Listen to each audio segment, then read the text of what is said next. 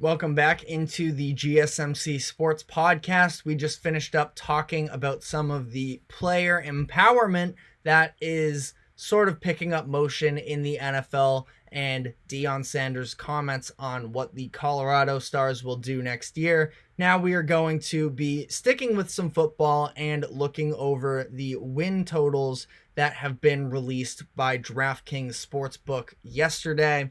Every team was given an over-under win total line, and it's important to keep in mind here that NFL free agency is not or NFL offseason is not totally wrapped up. Neither the free agents have fully been signed or the draft has played out yet. So the perceptions on some of these teams can change. I'm sure that some of the actual lines will change as time comes. But I just wanted to sort of take a look into some of these as they currently stand. The Chiefs, 49ers, and Ravens lead the pack, come in tied for the most wins, or the highest line, I should say, at 11.5. Wanted to start there. If I had to bet the over on any one of these teams, I would go with the 49ers. They've had 12 wins or more during the past two seasons. This upcoming season is probably the last one where they will likely have all of their pieces from that nucleus that they've been to back-to-back NFC championships with and the Super Bowl last season. There are some subtle rumors about the future of Brandon Ayuk and whether or not he will be back. He's headed into the final season on his contract. Yesterday, he posted a cryptic message with some emojis on his Instagram story that can be interpreted as cash talks, BS walks. This was in response to the general manager of the 49ers, John Lynch, making a comment about how they want him to remain a part of the organization. Ayuk basically saying, put your money where your mouth is. If you want me here, then pay me. So we'll see how all of this plays out. I would probably guess that Ayuk is going to at least be there for the upcoming season.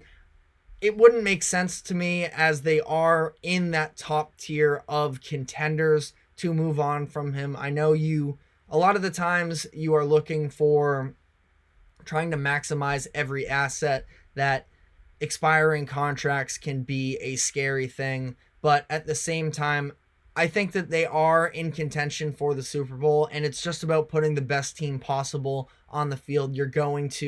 They are going to have to pay Brock Purdy in the near future. You're getting that level of quarterback play for under $1 million.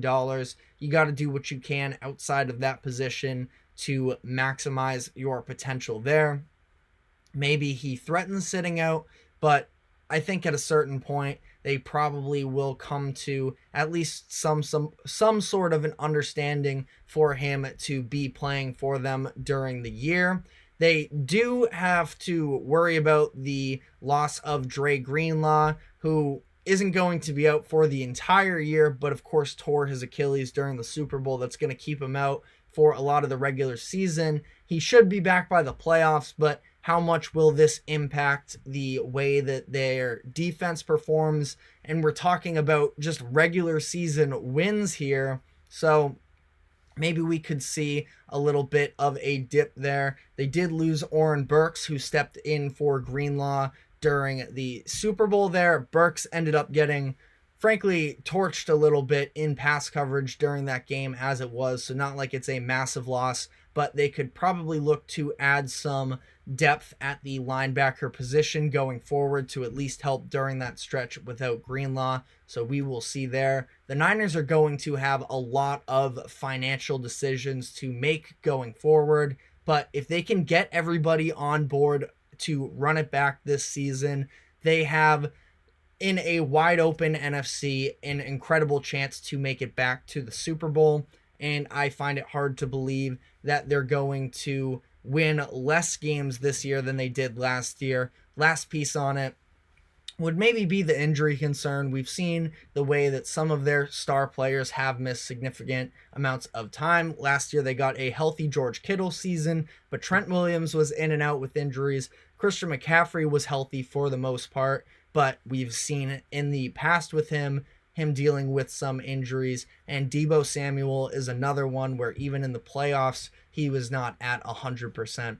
But I still ride with the Niners to probably, I don't have the odds on who's going to have the best record. And again, we're still ahead of the draft anyways, so not everything is played out. But as it currently stands today on March 26th, I would go with the Niners for having the best record in the NFL. Part of the reason why I lean with the Niners over the Ravens is because of the level of competition within their own division.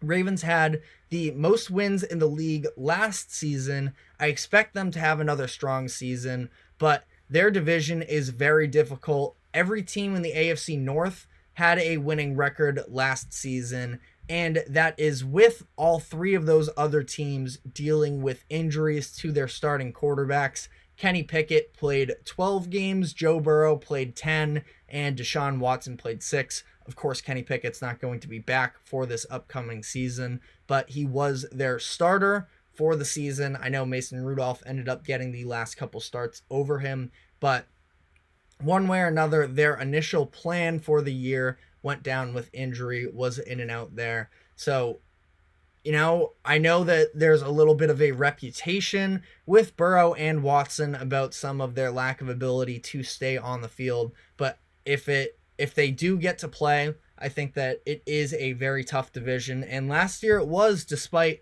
a lot of these guys not even playing for them as it was.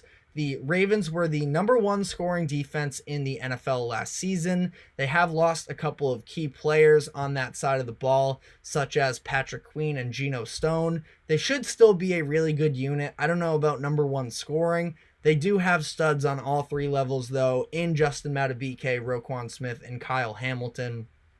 So I don't expect any sort of a drastic fall off there. They add Derrick Henry to make their run game even that much scarier, as they were the number one rush offense last year as well.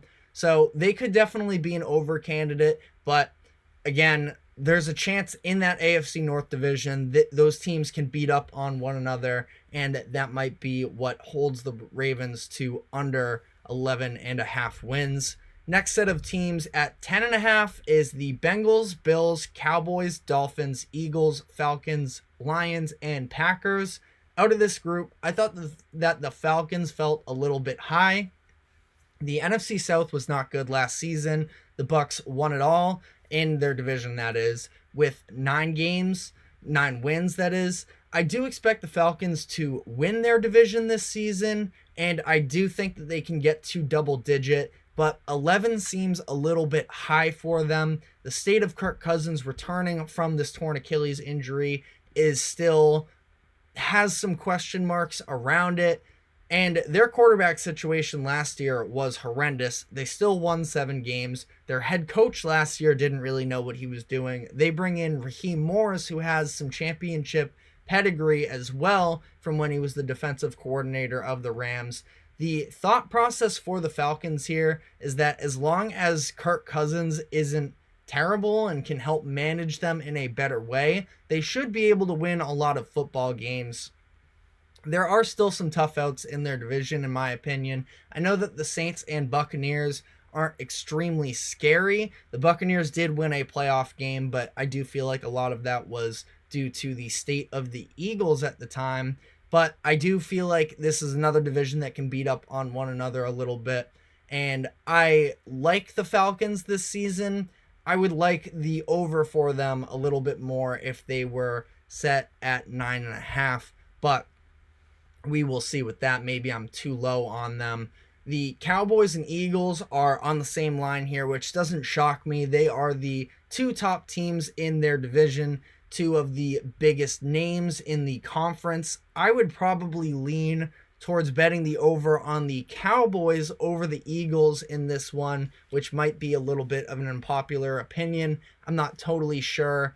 I just feel like the Cowboys are a good regular season team. And with Mike McCarthy and with Dak Prescott, you might not trust them in the playoffs, but historically, they've been very solid during the regular season. Dak is coming off of the best year of his career. They have an incredible home field advantage. They were 8-0 last season with some of the most dominant wins of the year. And I feel like they can work their way into a double-digit win season and probably position themselves well for the playoffs. Eagles have a lot of changing pieces. I think they might get off to a little bit of a slower start. Come the playoffs, I would probably lean the Eagles, but again, getting way ahead of ourselves here as the draft has not even happened yet. The Jets and Texans are both set at 9.5. Feel like that's the perfect line for both of those teams.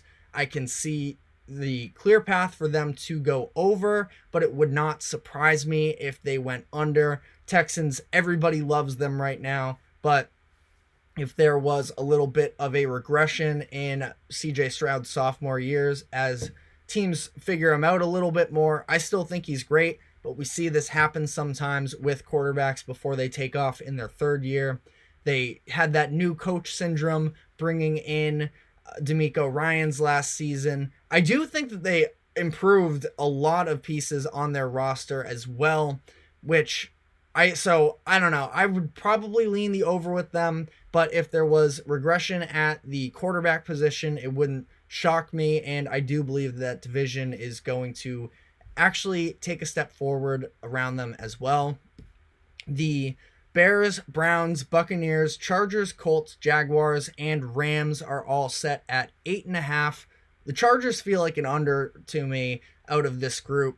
They are going to probably need a great draft to help elevate them. They were very limited in free agency this past year because of the salary cap situation. They do have the 5th overall pick, so they're probably going to try and add a big-time weapon on the perimeter. They need offensive playmakers after losing so many of their guys to free agency because of this cap situation, and they're going to be leaning very heavily on Justin Herbert. In Jim Harbaugh's first season with the team, it should be an interesting watch, but I would lean with the under. Jaguars and Colts are on the same line. I would probably lean towards the Jags over in comparison to the Colts. Last season was a total collapse for them. Trevor Lawrence's injury late in the season did not help them. They added some help on the trenches on both sides with Mitch Morse at center on offense and Eric Armstead on the defensive line. They replaced Calvin Ridley with Gabe Davis. Is probably a little bit of a downgrade, but I don't think a detrimental amount there. Anthony Richardson is, interesting potential there with the Colts. I love the offense that Shane Steichen runs. They have some real playmakers. They brought back Pittman this year. Still have Downs improving. Still have Jonathan Taylor. So the line is probably right for both of these teams. I think it's going to become very close, but I don't see the Jags losing more games this season than they did last year, which is why I would go over with the Jags. The Saints, Seahawks, Steelers, and Commanders are all set at 7.5. I do like some of the moves that the Commanders made this offseason. Dan Quinn, their new head coach, should help to elevate their defense. Whoever they have at quarterback, I just don't think is going to come out of the gates blazing. Very interesting traction on J.J. McCarthy in terms of his potential to go number 2 overall. We'll see, but whether it's McCarthy, May, or Jaden Daniels, I think that the ceiling is there with each and every one of them, but it's definitely some raw aspects to all of them. NFC East has the top good teams. The Commanders were 0-6 in the division last year. They might steal, 1 or 2 of those games. The Giants still aren't great, but to win 4 more games than they did last year, I'm not sure if I am there just yet. Cardinals, Giants, Raiders, and Vikings are all at 6.5. The Cardinals could be an over team if Kyler Murray is fully healthy this season. I really like Jonathan Gannon. I thought he had the Cardinals last year that were severely undermanned. We're starting Josh Dobbs for the first half of the season. They were really competitive, and I think that they should improve on last year. They have the 4th overall pick. Not sure what they're going to do yet in terms of drafting Marvin Harrison Jr. or trying to trade out, get a handful of picks, as there are probably 4 top quarterbacks in this class that, the top 4 picks could have a lot of value. Maybe they feel the need to trade back and sort of reshuffle their assets, but I'd like this a lot if they end up getting Marvin Harrison Jr. This is a line that I do think could move. The Broncos and Titans are set at 5.5. Panthers and Patriots are set at 4.5. Listen, I know I'm a Patriots fan here, so, you tell me in the comment section if I'm delusional here. 4.5 feels very low for the Patriots in my eyes. Last year was a disaster season for them. They win just 4 games. There's definitely a lot of unknown with the Patriots this upcoming season. Rookie head coach in Gerard Mayo. Don't know who their starter is going to be at quarterback just yet. And definitely gaps along the rest of the offense in terms of legitimate receiving threats and an offensive line. But last year, their offense was just absolutely horrendous. Their defense was great, though, and that was without Matthew Judon and Christian Gonzalez, basically their 2 best players on the roster as a whole. If their offense can just be some semblance of competent, they can win more games. The New England Patriots quarterbacks between Mac Jones and Bailey Zappi threw 21 interceptions last season, tied for the 2nd most in the league. And I believe that, if they can find, they do definitely still have holes on that offense, which can hold them back. But if they were to get a good rookie quarterback and find a weapon for him, I don't think it would be totally unrealistic. Definitely not to the level of success that the Texans had winning a playoff game, but they can see a little bit of a similar jump with a rookie head coach, former player, buy-in from the locker room, help coach up the defense to help them overperform, and again, big if on they hit with the quarterback, but get some better play from the position as well. I also believe that Jacoby Brissett will be an upgrade over whatever they had last year. But let me know what you guys think on my thoughts here, on my predictions here, what lines jump out to you. We are going to be taking our final break here, and when we come back on the other side, we're going to wrap up with some college basketball thoughts as we head into the Sweet 16 in a couple days. So stick with us, and we will be right back.